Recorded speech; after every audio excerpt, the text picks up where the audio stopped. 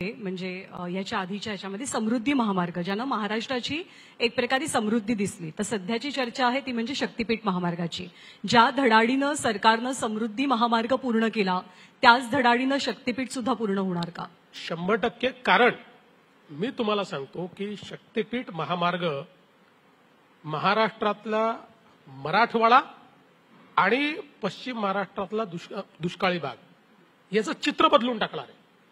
आज लोक इमॅजिन करू शकत नाही, पण मला समृद्धीच्या वेळेस ते चित्र दिसत होतं, आजही मला चित्र दिसतंय की अक्षरशः मराठवाड्याचं चित्र हा एक रस्ता बदलून टाकेल।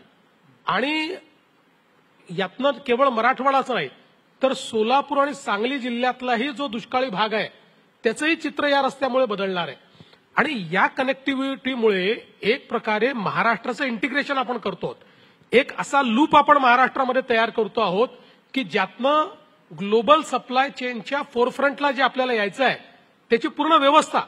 कारण आज आपल्याला जर ग्लोबल सप्लाय चेनमध्ये पुढे जायचं असेल तर लॉजिस्टिक्सची कॉस्ट कमी आणली पाहिजे, लॉजिस्टिक्सची मुवमेंट स्मूथ केली पाहिजे, त्याकरता हा रस्ता अत्यंत महत्वाचा आहे।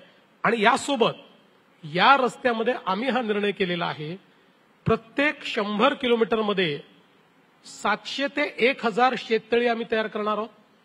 आणि जेवढे नाले या रस्त्याला क्रॉस करतील प्रत्येक नाल्याला आम्ही त्या ठिकाणी ब्रिज कम बंधाऱ्यामध्ये परिवर्तित करणार आहोत।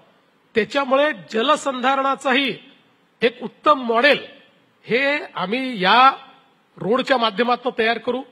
यासोबत आम्ही या रोडला स्मार्ट रोड म्हणून तयार करू।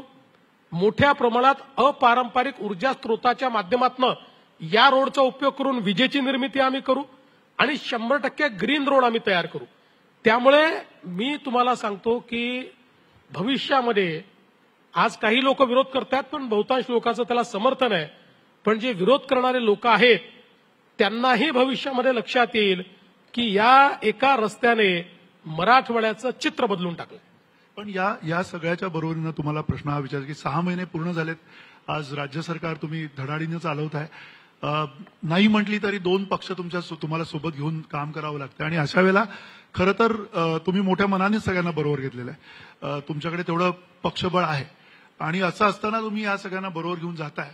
तुम्हाला काय वाटतं की या सगळ्या एकूण संयोजनामधनं तुम्हाला कुठेतरी वेगावरती खीळ येते, वेग वाढतोय की हे बदलाची जी प्रक्रिया ती लवकर होईल असं वाटतंय तुम्हाला? नाही, मला असं वाटतं की वेगावर याचा कुठलाच परिणाम नाही। याचं कारण काय आहे की जवळपास हे सगळे प्रोजेक्ट जेव्हा कन्सिव्ह केले मी त्यावेळेस शिंदे साहेब माझ्या सोबतच होते, मॅक्सिमम ठिकाणी शिंदे साहेबांनी आणि आम्ही भागीदारीनेच काम केलेलं आहे, आम्ही एकत्रच होतो, आम्हीच विचार केला आहे। त्याच्यामुळे त्यांना या सगळ्या प्रकल्पांची माहिती पण आहे आणि त्यात ते एक प्रकारचे त्या एक्झिक्युशनचे भागीदार आहेत, त्याच्यामुळे त्यांनी चांगल्या प्रकारे ते समजूनही घेतलेलं आहे। अजितदादा नंतर आले असले तरी अजितदादांचं या प्रोजेक्टला समर्थन आहे, त्यामुळे या विकासामध्ये आम्ही तिघही एकत्रित आहोत। कोणाचंही विकासाला हे केलं नाही पाहिजे, याला खीळ घातली पाहिजे अशा मताचं कोणी नाही। म्हणून तुम्ही बघा आता या 6 महिन्यामध्ये इतक्या धडाडीने आपण हे सगळे निर्णय घेतले इन्फ्रास्ट्रक्चरचे, एकाही निर्णयावर दुमत नाही झाला आमचा, एकमताने निर्णय केले। कारण आम्हाला तिघांनाही हे लक्षात येत आहे की महाराष्ट्राच्या जनतेने ज्या अपेक्षेने इतकं प्रचंड मॅन्डेट दिलंय ती जर आपण पुरी करू शकलो नाही तर आपण करंटे ठरू। त्यामुळे आम्हालाही आमची स्पीड वाढवावी लागेल, आम्हालाही आमची एफिशियन्सी वाढवावी लागेल, ते आम्ही करतो। तुम्ही मध्यंतरी